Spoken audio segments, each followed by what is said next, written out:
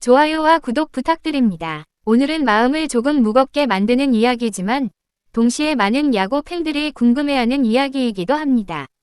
일본 프로야구에서 압도적인 존재감을 보여주며 역수출 신화의 상징이 되었던 한 투수. 쿠바에서 태어나 일본에서 꽃피웠고 결국 메이저리그까지 진출하며 모든 야구 선수들이 꿈꾸는 여정을 밟아온 사나이.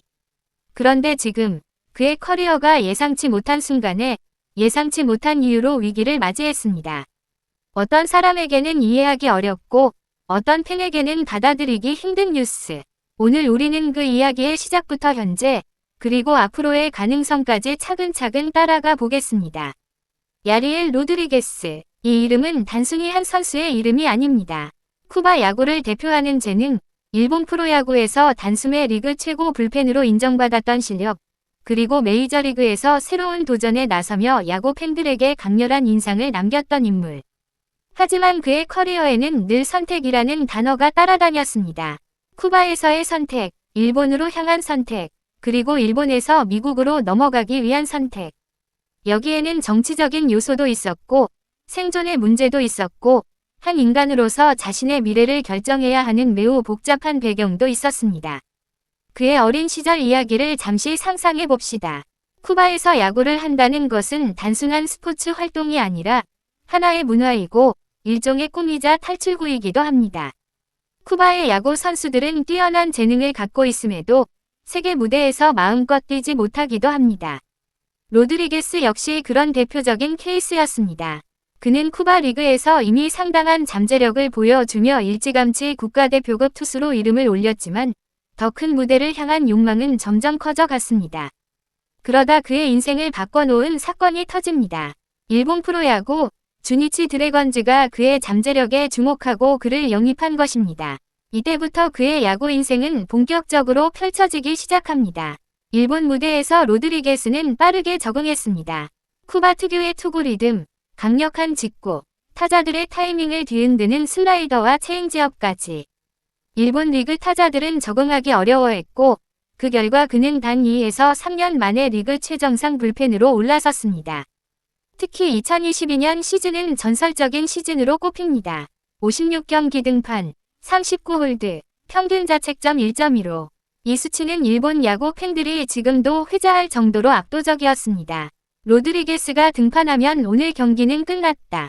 이 말이 나올 정도였죠. 팀에게는 믿음의 상징이었고 팬들에게는 든든한 존재였습니다.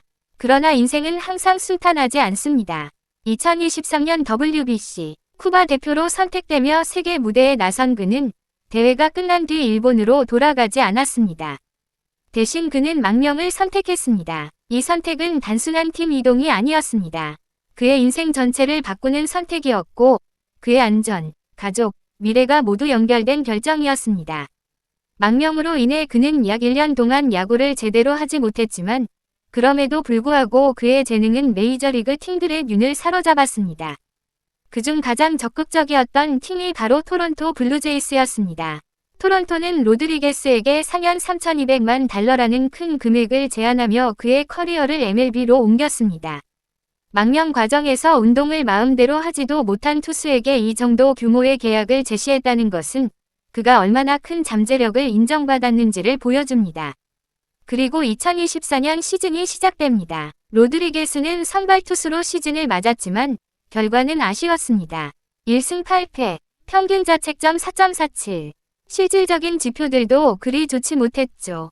하지만 이것이 끝이 아니었습니다. 그는 다시 선택을 합니다. 이번에는 불펜 전향이라는 선택이었죠. 더 이상 선발로는 기대만큼의 퍼포먼스를 보여주기 어렵다고 판단했고 팀과 상의의 새로운 역할을 받아들였습니다. 그 결정은 대성공이었습니다. 2025년 시즌 그는 완전히 불펜 투수로 전업하며 73이닝을 던졌고 평균 자책점은 3.08까지 낮췄습니다. 시즌 초반에는 셋업맨으로 활약하며 팀의 중요한 경기들을 책임지기도 했습니다. 많은 팬들은 이제 로드리게스가 자신의 자리를 찾았다고 말하기도 했죠. 그의 투구는 안정적이었고 위기 상황에서의 배짱도 돋보였습니다. 하지만 시즌 후반부 그의 구속이 서서히 떨어지기 시작했습니다. MLB 팀들은 단순히 성적만 보지 않습니다. 구속 추세, 회전수, 구종의 움직임, 타자들의 반응, 타구 속도까지 모든 데이터를 종합해 선수의 미래를 예측합니다. 그리고 팀 분석에 따르면 로드리게스의 투구는 시즌이 진행될수록 점점 약해지고 있었습니다. 강한 타구가 늘어났고 피안타율이 누적되기 시작했고 결정적으로 위력적인 슬라이더의 움직임이 시즌 초반과는 분명 달라졌습니다. 이런 데이터는 겉으로 보이는 에라와는 전혀 다른 메시지를 던집니다. 내년에는 더 힘들 수 있다. 토론토는 결국 그를 월드시리즈 엔트리에서 제외합니다. 누구보다 힘들었을 시즌일 겁니다. 1년 가까운 공백 끝에 MLB에 진출해 어렵게 자리 잡아가는 중이었으니까요. 그러던 중 예상치 못한 변수가 등장합니다. 바로 코디 폰세. 폰세가 토론토와 3년 3천만 달러 계약을 맺었다는 소식이 나왔고 그 순간 로스터 조정이 필요해졌습니다. MLB 위 40인 로스터는 매우 제한적입니다. 누군가가 들어오면 누군가는 나가야 합니다. 그리고 그 누군가가 로드리게스가 되고 말았습니다. DFA, 양도 지명. 다른 팀들이 그를 데려갈 기회였지만 아무 팀도 움직이지 않았습니다. 웨이버를 무통과했다는 것은 그의 계약이나 현재 상태가 매력적이지 않다는 의미로 해석될 수도 있습니다. 하지만 여기서 중요한 건 그의 커리어가 끝난 것이 절대 아니라는 점입니다. DFA가 된 선수들의 절반 이상은 다른 팀에서 새로운 기회를 얻습니다. 좋은 선수들은 환경이 바뀐 순간 완전히 다른 퍼포먼스를 보여주기도 합니다. 로드리게스는 아직 20대 후반이며 여전히 강한 구종과 경험을 가지고 있습니다. 문제는 그가 어떤 길을 선택하느냐입니다. 마이너리그 계약과 스프링 캠프 초청을 선택할 수도 있고 다른 구단과의 트레이드를 기다릴 수도 있습니다. 어쩌면 일본으로 돌아가는 선택도 배제할 수는 없습니다. 로드리게스의 커리어는 늘 극적인 전환점들로 가득했습니다. 쿠바 탈출, 일본 활약, 망명, 메이저리그 계약, 불펜 제도전. 그리고 지금 또 하나의 갈림길 앞에 서 있습니다.